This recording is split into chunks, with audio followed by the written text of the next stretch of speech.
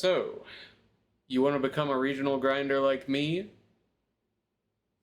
I'll let you in on a little secret, then, kiddo.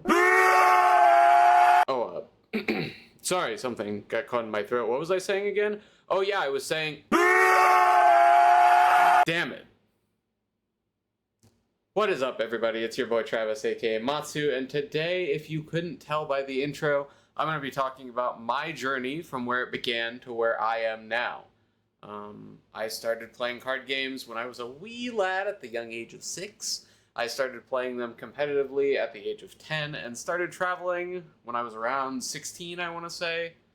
I started with Yu-Gi-Oh! And then eventually moved to Magic, and pretty consistently won locals there and day 2'd my first Grand Prix, back when those were a thing. I also played Weiss Schwarz, off and on, and traveled to a few events for that. Why the shudder, you ask? Weiss is the worst card game I think I've ever played, and I've played all of them at a somewhat competitive level.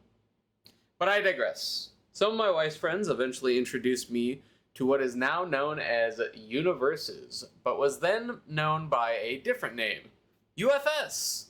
It was while playing this game that I met Tamron Cardwell and those who would eventually form the content channel, TCG University, which I was a part of.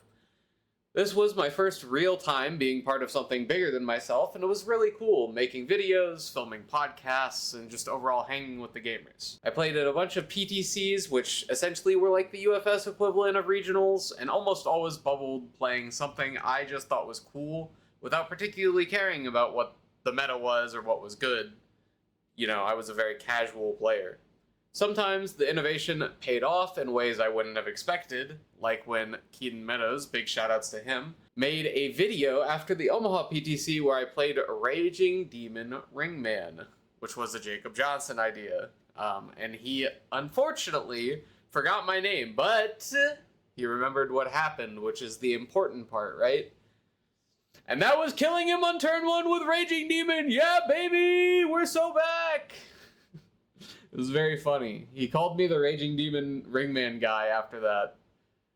Fast forward a little bit, and I'm about to head to my first Nationals. I'm so excited to play my silly Rando Gun Yoshimitsu deck. Also a Jacob Johnson idea. Noticing a recurring theme here? Hey, steal your decks from good deck builders and you'll probably be fine. And about halfway there, we hit a deer, and it takes our car out of commission, so my dreams of winning my first ever Nationals were cut short before they even really began.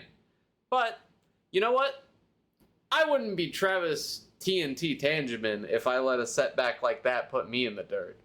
So I kept pushing on, playing a bunch of different games and honing my skills until eventually MHA Set 1 released. Now, for the first few events, we were still in COVID season, so they were online. And for those of you that know me, you know I really don't like webcam. It's okay if you do, of course, different strokes for different folks, but needless to say, I did not do very well for these events. Vegas rolls around, and I still haven't really done much aside from perform at locals. I didn't really cook at Vegas either. I think I ended up on like Staff Strike Jiro with 1 checks. That deck was horrendous. I don't know why. Or actually, no. I ended up playing JJ's Flip Bakugo deck, and I played against all the worst matchups possible, and it was absolutely abysmal. But regardless, I was starting to get down on myself, but I wasn't ready to throw in the towel just yet, and then it happened. Me and my friends rolled up to the Origins Game Fair regional license exam, and that weekend was one of the best weekends of my life so far. In addition to meeting my good friend Andrew Holder, big shoutouts, I barely scraped into top cuts at top 16, and I was overjoyed. It was such an amazing experience. I was so glad. I think anyone there will remember me just like yelling at the top of my lungs about how excited I was about it. It was just very cool. I eventually ended up making top 4 after some grueling matches where I lost to the guy who won the event, Corey Aguilar. I wasn't dissatisfied with the result. In fact, it was quite the opposite, and I was overjoyed at what the result was, but moreover, I was hungry.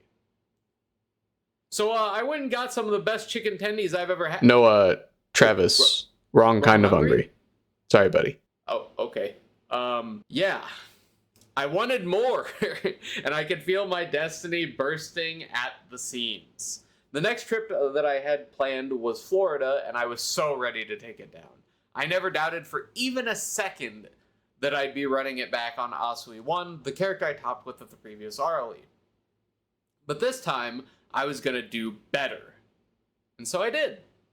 I made it to finals, where I lost to my good friend Jacob Johnson in some absolutely fantastic games. This event was the biggest event for me ever monetarily, and overall improved a lot for me. Continuing, I just kept smashing events after that, to the point where it was almost shocking for me if my name wasn't in the top cut bracket. We've got Nats top fours, a couple second places, online provisional wins. But I still wanted more. I still needed more. I didn't just want to do well at events, I wanted to win.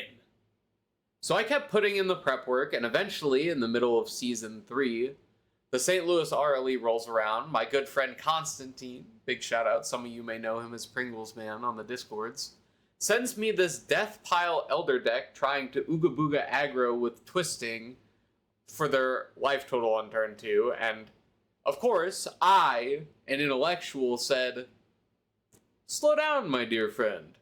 We have all the time in the world." And replaced almost all of the aggressive pieces, aside from the combo, with defense or disruption pieces.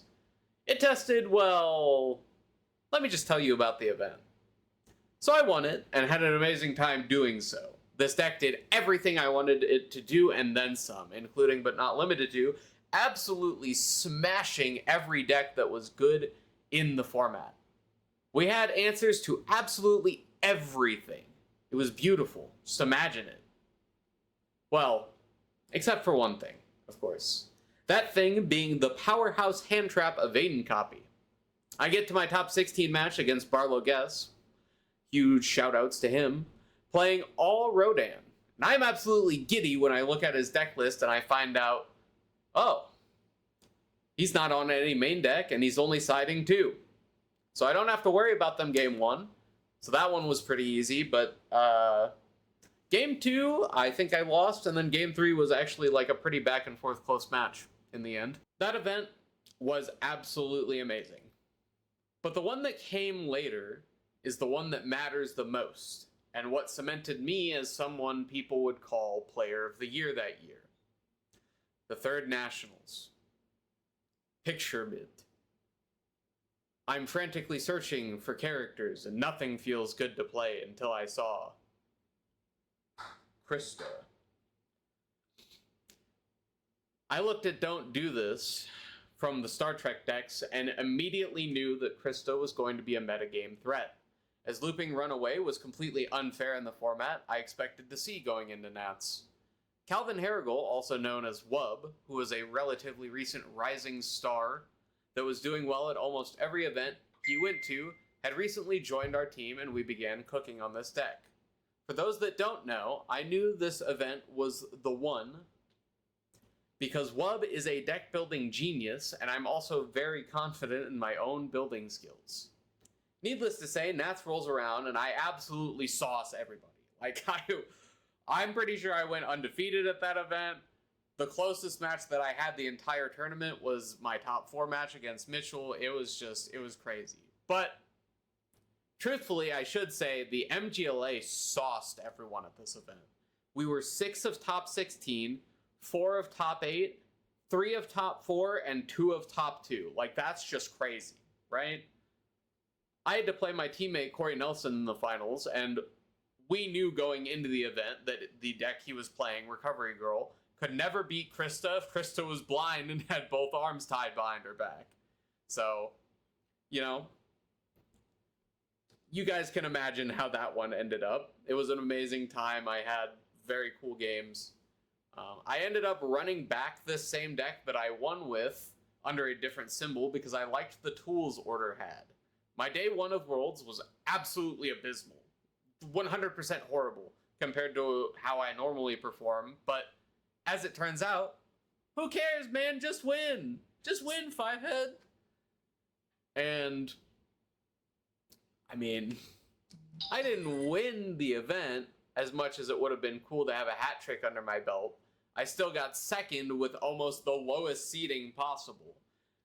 Fast forward to today, I'm still topping regionals left and right as the number 2 player on the worldwide leaderboard, and blazing a trail alongside my team that will be remembered in the history books of UVS. Huge shouts to them. I love you all and could not ask for a better, more supportive team.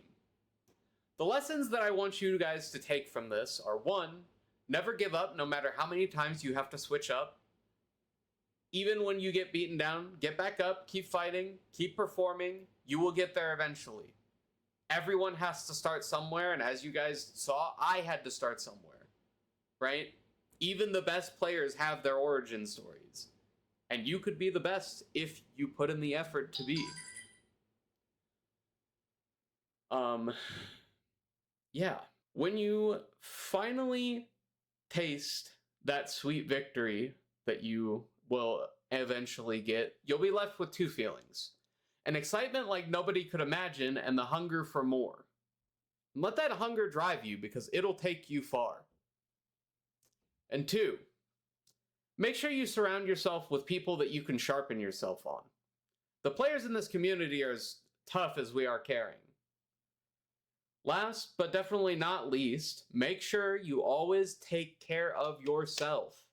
Always make sure you pack food and water or something to get you through the day, because you can't play if you're dead, idiot.